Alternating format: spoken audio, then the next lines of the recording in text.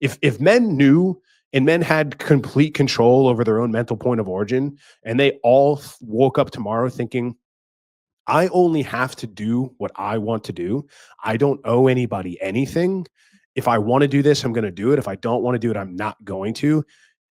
The world honestly would devolve into chaos. It'd be anarchy because whether I like it or not, and whether you like it or not, this world runs on guys that are waking up every day saying, it's my job to do this. So therefore, I'm going to do it. I wish I could tell them, I wish I could open up every guy's mind and say, hey, man, listen, you don't have to do any of this. If you want to, that's fine. And it's more powerful to want to do something and do it because you want to instead of doing something because you feel like you have to and out of obligation. But again, I don't think guys, at that point, it's like splitting hairs. Like, who cares? It's semantics. The guys that I really want to unplug from that, and I think too, those guys maybe get some good benefit. They're like, yeah, man, like whatever. I have to go to work, but I also get some benefit. I like to make money. I like seeing my family happy. I like being able to make a living and put food on the table for my family. All right, cool. Carry on then. But I know there are guys out there by the thousands, if not the millions, that hate what they're doing every day. And the ends don't justify the means. They don't like their job. They don't really like their wife or their kids or spending time, maybe not their kids, but they don't really like the people they spend time with. They don't really like the things that they're doing. And they're just zombie walking through life. And I think that there are guys out there that need to see, like, you don't have to do this stuff, man. You can do things that you want to do and that are going to bring you some fulfillment and they're going to help out other people. And they're going to, that's what contributing to, I think, a society is all about, or a tribe or an inner circle. So my message ultimately to guys and you guys and guys watching this, it's like, find what you really want to do and then do it because you want to do it, not because you're obligated to do so.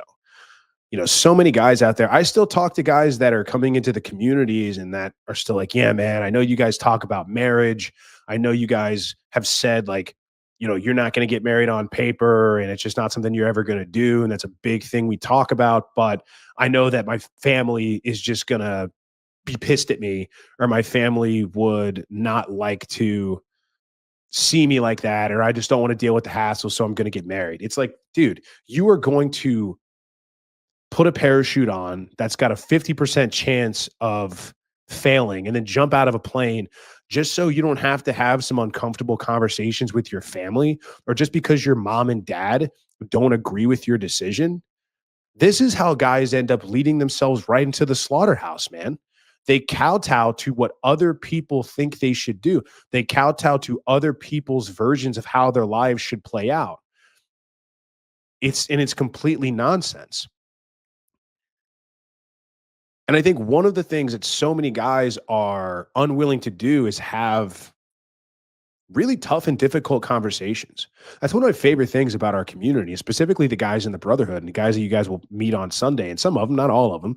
But I put this group of guys together because when it comes to leadership, like, everything I do is on the fly. I haven't taken leadership courses. I didn't go to like the Wharton School and graduate from Leadership 101. I wasn't in the military, so I didn't get promoted up the ranks and learn how to manage a team. Like, I've had some leadership roles, but small ones. And everything that I've learned about leadership and trying to do the right thing as a leader, I've done on my own and on the fly. Sometimes I make mistakes. I make mistakes all the time. But the power is I've put guys in my circle that will give it to me straight. And I'll say, hey, man, am I making a bad call? They're like, yeah, dude, I don't know what the fuck you're thinking. This is dumb. Like, snap the fuck out of it. I'm like, oh. And at first you're like, fuck you, man. Like, I'm smarter than you. And then you're like, wait, like, maybe he knows something I don't. Maybe there's something to consider here. When you're really obsessed with something and it's the only thing that you do and it's like your whole life, it's really easy to be too close to it and not be able to take a step back and see the forest for the trees. So, you know, that's something I think that's really important. Again, I still do what I'm going to do, and I still am going to make the ultimate decision. These guys are like my board of advisors, but they're also guys that, again, we have that same beneficial relationship. Honestly, I can't remember where I was going with that. Doing what you want to do, right? And not, and then people get confused. Like, what's her name on the Ladies Night podcast? Like last week, the week before, it's like, oh, like, and other women have said this too. She's like, my man doesn't need a tribe. He's a Sigma. Like, oh God, if I hear the word Sigma one more time. But it's this, that's what they get wrong. And it's like, he's a Sigma, so he doesn't need outside validation. He doesn't need other men telling him what to do. I'm like, that's not what we're talking about. We're talking about a council. We're talking about men that have experience and men that have a stake in the way things go. Because like the guys that are in my group, the guys that are in the brotherhood, the guys that are in our community, they want to see it do well. They want to bring in good guys. They want to have great experiences. They want to go to awesome events. So they have skin in the game. They pay for it. They're like, I pay money. I want good shit. Totally fair. Like, that's not validation. That's saying, hey, man, how can I do this in a way that this grows the right way and we build something worthwhile? And at the same time, like, I put good money in my pocket so I can live and put on more things, and I can put on things that are beneficial so I can keep good, high quality members, happy and content with where we're going, and attract other good, high quality members that want to join along in what we're doing. Has nothing to do with outside validation. It's perfectly fine to have a team of guys. It's like, hey, dude, like, no, I think that's a bad call. Ultimately, it's going to be your deal, but this is what we think. Much different than saying and again, my family thinks this is dumb, so I'm not going to do it. Is much different than I've taken what they said into consideration. I look at the life they have. I look at the world they live in, and I think to myself, is that the life that I want for myself? Yes or no? If it is, then maybe I should take their advice and go down that path. If it's not, then they don't really, that should not factor into my decision making whatsoever. And here's the thing too, even if that may be the life that you want, maybe your parents are both still together. Maybe they've got a beautiful marriage. Maybe they got the house and the kids and everything's great. And like she does the pink jobs and he does the blue jobs. Maybe you're like, yeah, I want that ideal like marriage or LTR. But even if that's the case, the environment that they were in to make that happen is completely different than the environment that you're in now. Like, you got these boomers that have been married 30 years and they're like, oh my God, dating is so easy, man. You just walk up to a girl at the soda fountain and you tell her she looks swell. Then you invite her to the sock hop. And then 3 months later, you get married and hitched. And then you have a couple of kids and you work at the factory. Like, they don't live in that world. Like, that world doesn't exist anymore. So you have to take a grain of salt when you're talking about people that haven't been where you've been and haven't lived the life that you want to live, or they're not even chasing the same things that you want to chase. And that's really hard for a lot of guys. And I think that's really hard, not to go back to the religion thing, but I think it's really hard too when it comes to religion, because it's like you have this overseer. You believe that at the end of your life, that if you do enough good things, like there's at the gates where St. Peter will meet you, he's going to have like your report card and he's going to be like pass or fail or whatever. I know I'm oversimplifying it. Don't waste your time trying to correct me, guys, in the comments. I'm just using it as an example. But he's writing this like report card. And that's the thing. And I think personally, it's one of the biggest problems I have with religion. One of the biggest problems I have with religion is that it teaches you to give away things and to sacrifice for this other thing that is so infinitesimally better.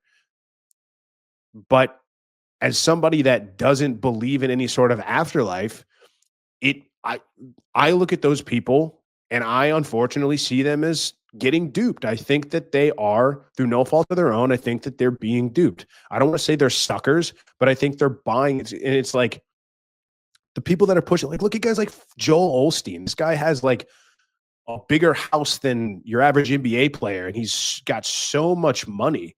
And I don't know what he talks about. Like, and maybe he does talk about you should make more money and you should provide for your family. But there's so much about it, especially like in the church, especially about religion itself, where it's like, no, you need to sacrifice. Like, sacrifice now and live small now so you can have a better afterlife. And it's like, to me, that's like the ultimate. To me, it's an ultimate bait and switch. I'm not going to delve down the road anyway. In any case, we'll talk about that more another time, how I think winning really is everything. But we can talk about that another time. So my point just is with this entire thing, man, like I think you should focus more on what you want to do. If people don't like what you're doing, then screw them, because they ultimately want you to do what they want to do, what they want you to do. Why? Because they derive an inherent benefit and an intrinsic benefit from it.